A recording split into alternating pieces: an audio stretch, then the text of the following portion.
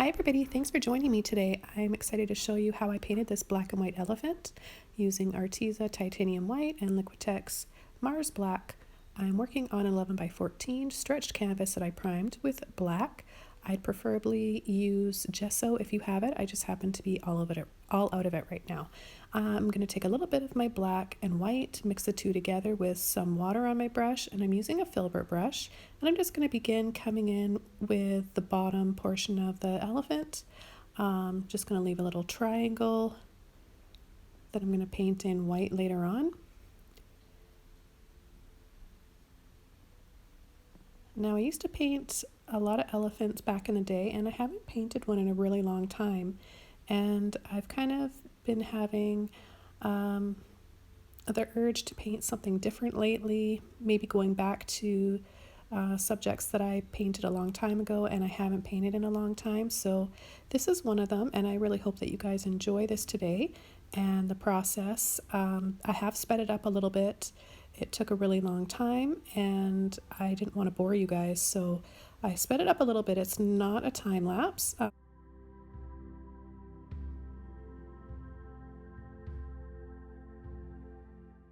I'm just coming in with some light mid-tones right in here, and kind of just going to start working out the basic shape around the trunk, the tusk, coming in with the eye here, and then beginning to add all these lines, which is going to take the most of your time if you're planning on painting an elephant. I happen to really enjoy working on the patterns. I get lost in it. I think it's fun, it's relaxing for me, and I'm really glad I decided to do this one today because it kind of took me back to those times when I just wanted to relax, and I would choose an elephant and zoom in and really just get lost in painting the pattern on the trunk, and even on the ear. You'll see in a little bit it's got some neat patterns and lines and highlights on it. And the reason why I chose to work on a black canvas is so, other than the obvious, you get instant shadow and contrast. I really like the way it makes things look a little bit more 3D. And you don't have to work as hard on building up your light and shadow. It's very, very helpful. So I recommend you guys try painting just about anything on a black canvas. Especially something in black and white. It's going to be really, really intense, and I think that you'll enjoy it and find it easier. And any of you that are brand new to painting and just learning the basics, wanting to learn the basics of highlights and shadow and midtones, this video is excellent for you. And working in black and white or a limited palette such as this can break that down, and I think it's a great way to begin practicing and exercising with acrylic paint if you've never done it before, or even oil paint. No matter what medium you're using, I think this is just a really great exercise. So the tusk is going to be one of the brightest highlights on this painting, so I'm just going to continue to go over and shape it as much as I can, as best as I can. Sorry for the distracting puppies in the background playing. This is my last day of puppy sitting for my daughter.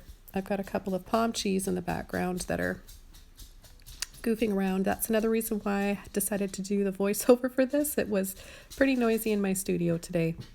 Anyway, so I'm going to keep building this up, light and shadow, and you can see I'm still using the same Filbert brush. It's really nice because this Filbert brush I've got is kind of more of a pointy end to it. I can't explain it. I'm not sure. Maybe it's not a Filbert brush. Maybe it's called something different. If you guys know, leave a comment below. It's one of my newer brushes that I got in a set. And I'm going to come in with the ear here, and I'm doing lines starting from the right corner, and then I'm just going to keep bringing them around until they're straight up and down, coming right up next to that tusk. And that was probably one of the most fun parts about doing this painting. I really enjoyed painting the ear. I love the challenge of getting all those highlights and shadows and making things look 3D. And just using this black canvas really helps. It makes it almost easy, you know. I want you guys to try this so much, and then get back to me if you haven't tried working on a black canvas before. Please give this a try and then get back to me and let me know what you thought of it. Now, you don't have to have black gesso. You don't have to go out and buy a black canvas. You can just paint over an older canvas, or just get a canvas from the store and use black paint. I would do at least 1 coat. 3 would be best.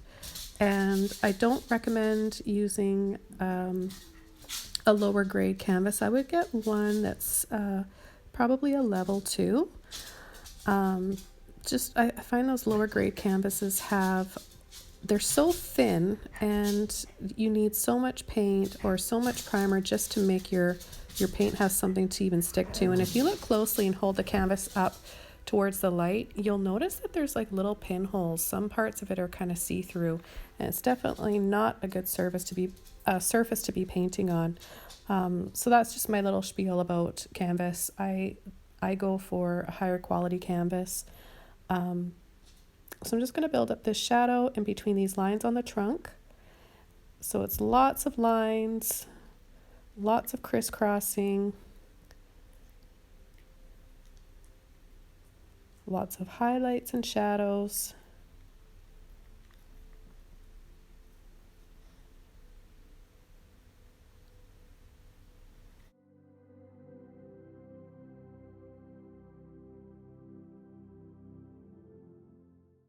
And you notice that I'm using my brush and pulling up and over, giving it that rounded curve.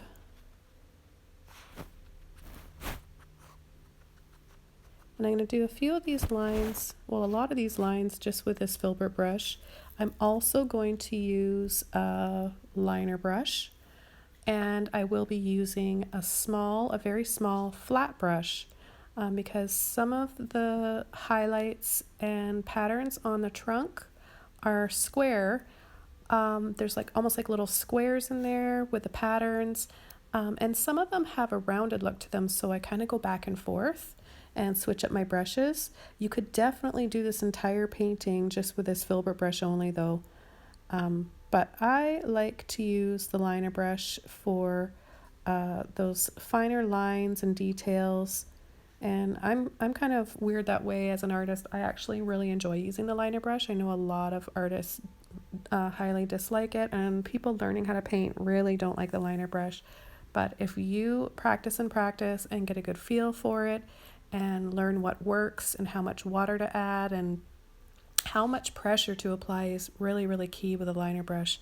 You've just got to practice, and once you master that and you get a feel for that liner brush, you're going to be finding all sorts of things to use it for.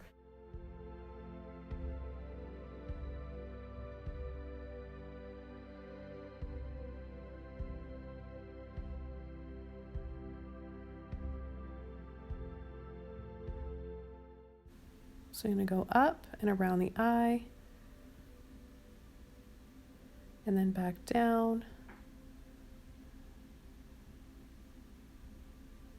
creating almost like a grid, but it's on an angle, so it's like a curvy grid.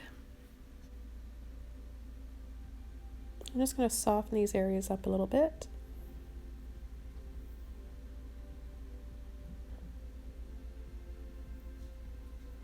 I want to come in with some more black and pull and curve over.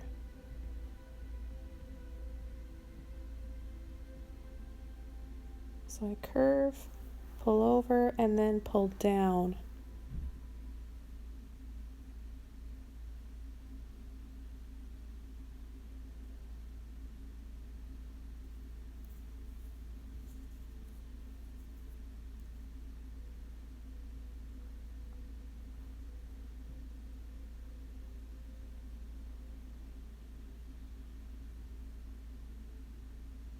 And I'm going to switch over to my liner brush here pretty soon, and it's the longest liner brush that I have.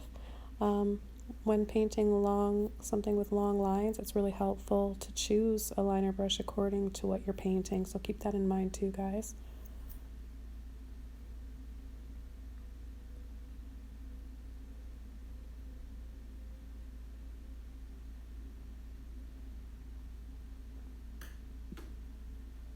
Another reason why painting in black and white is a great exercise and great practice is that you don't have to think about color mixing. You don't have to worry about all the colors. That can be a little bit distracting and throw you off. This could be just a grayscale painting first. I could come in after and add some color.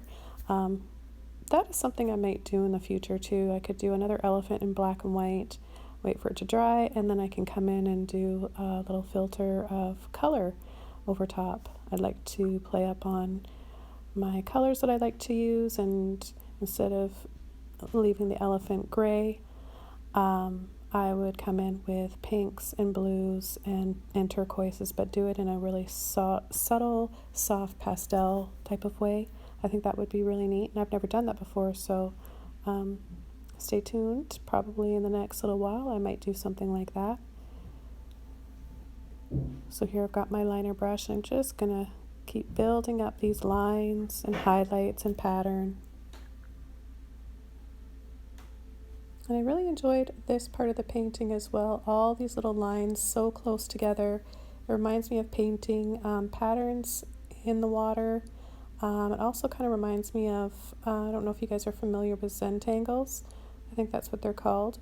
When you just do a whole picture, some people do it just with ink or pencil. I do it sometimes in my paintings.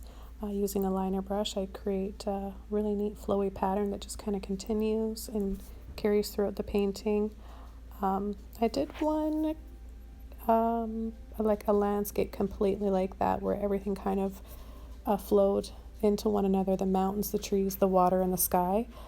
Those are really fun to do. So in here I'm starting to add these little veins and folds in the elephant's ear, still using this liner brush.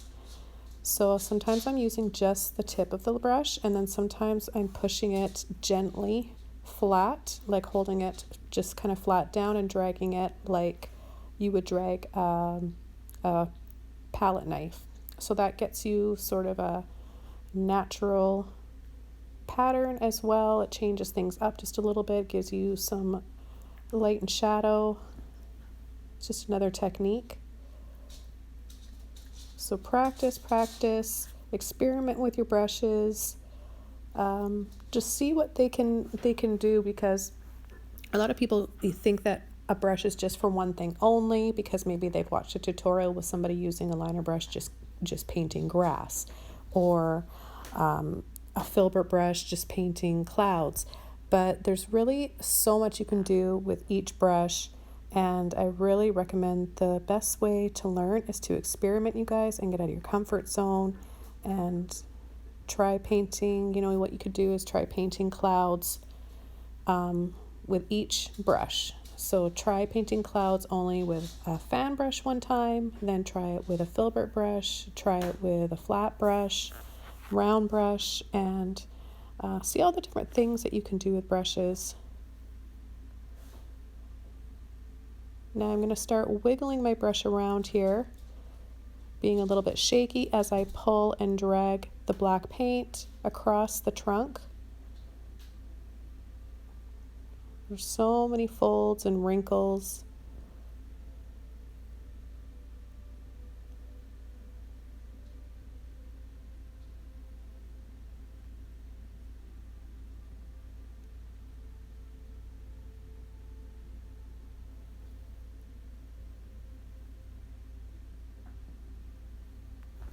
So the rest of this painting is pretty repetitive, you guys. I'm going to let you just watch the rest of this, and hopefully you enjoy it and learn a lot. Let me know what you think in the comments below. If you haven't subscribed to my channel yet, please go ahead and do that and give this video a like.